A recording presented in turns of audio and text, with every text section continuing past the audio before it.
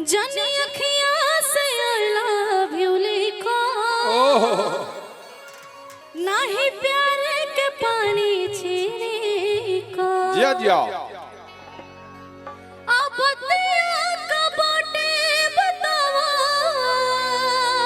सारी हमरा से बोल के,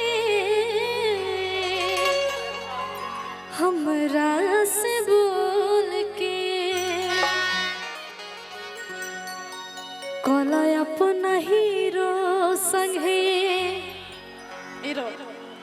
हीरोइन वाला रोल के,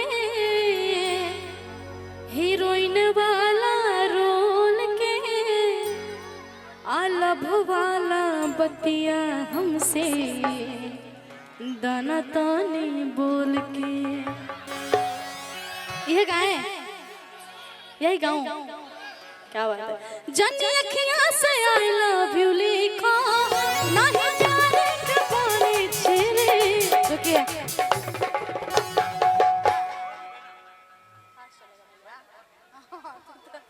जाने अखियाँ से I love you लिखो, ना ही प्यार के पानी छिड़को।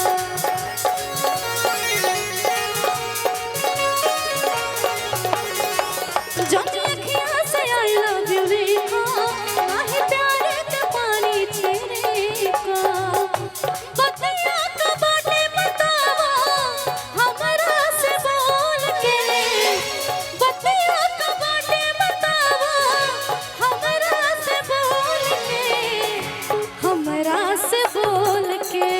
रुकिए, ये दोनों पक्का मार खाए सब हमसे। यहाँ पे कला अपना हीरो संगे,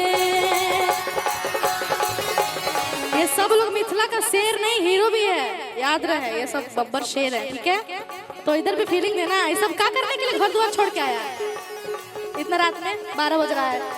कला अपना हीरो संगे हीरोइन वाला रोल के, हीरोइन वाला रोल के लव वाला बतिया हमसे दाना ताने बोल के, लव वाला बतिया हमसे दाना ताने बोल के।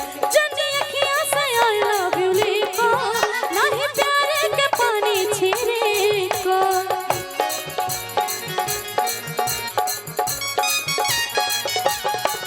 जाने अखियाँ से I love you लिखो, ना ही प्यार के पानी छिड़को।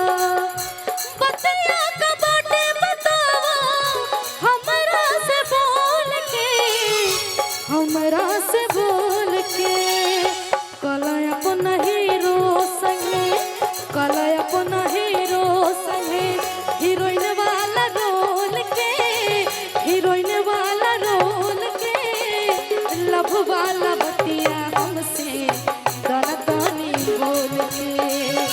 कला अपना हीरो संगे हीरोइन वाला रोल के, हीरोइन वाला रोल के लव वाला बतिया हमसे दाना ताने